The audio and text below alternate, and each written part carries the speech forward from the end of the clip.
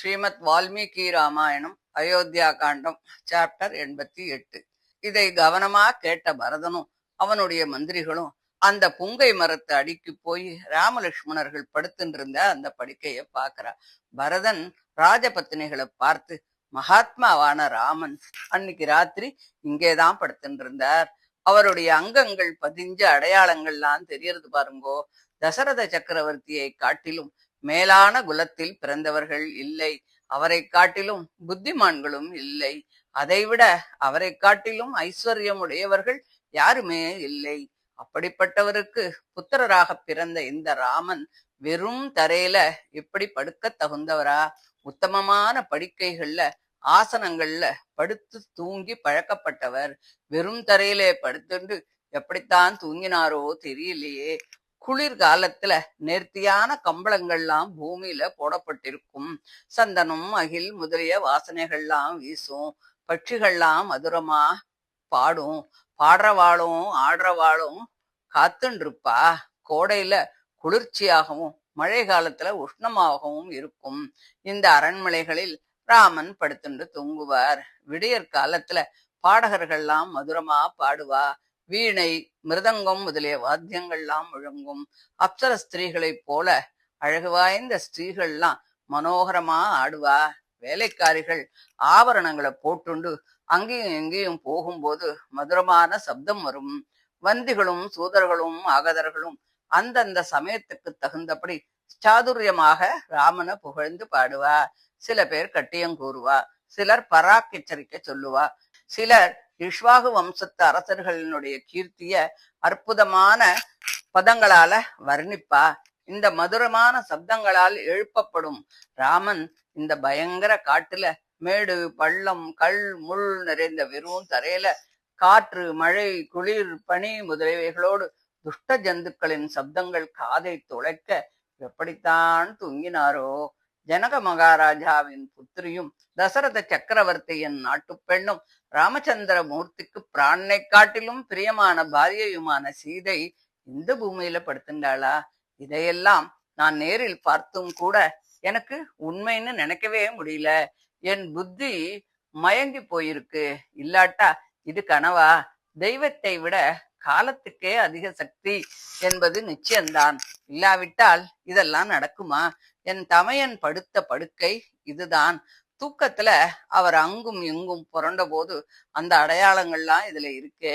அந்த இடத்துல தர்பை புல்லு இவைகள்லாம் தரையில நன்னா அழுத்தி போயிருக்கே.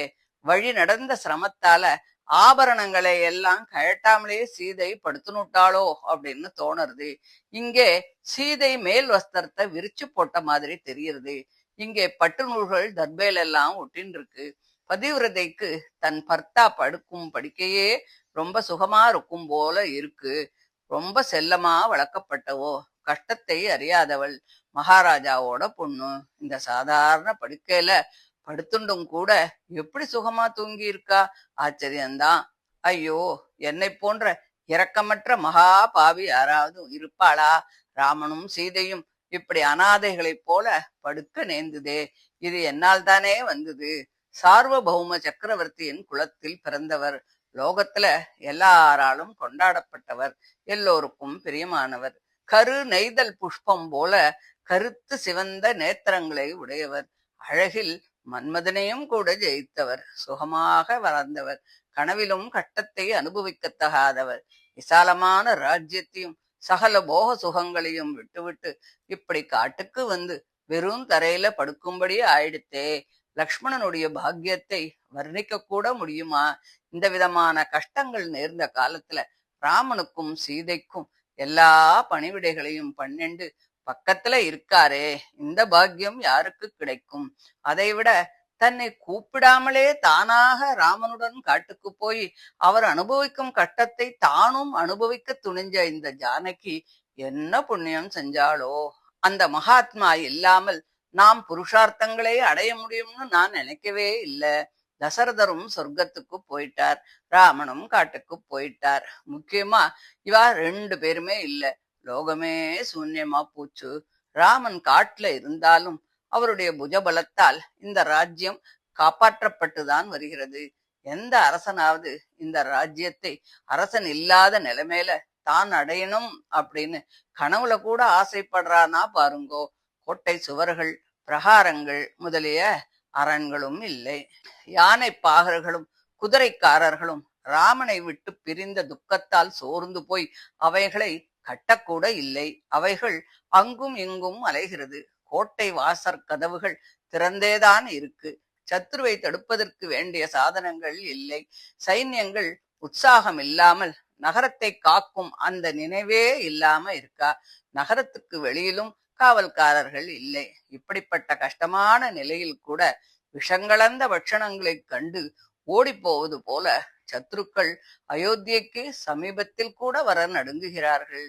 இன்று முதல் நானும் மான் தோல், மரவுரி, ஜடை ஆகியவளை தரித்துக் கொண்டு பழங்களையும் கிழங்குகளையும் தின்று கொண்டு வெறும் தரையில் படுப்பேன்.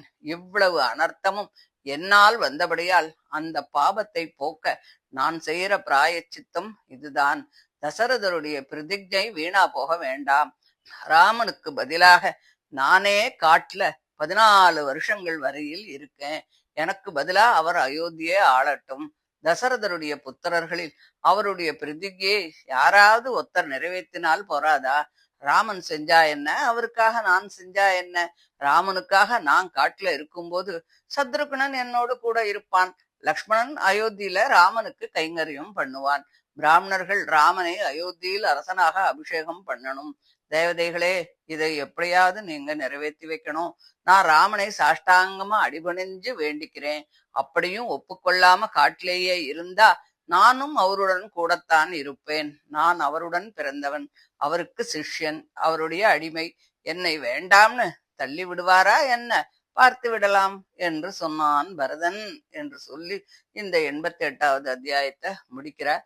இதை தொடர்ந்து 89வது அத்தியாயத்தை அடுத்த ஆடியோல பார்க்கலாம். தேங்க்யூ.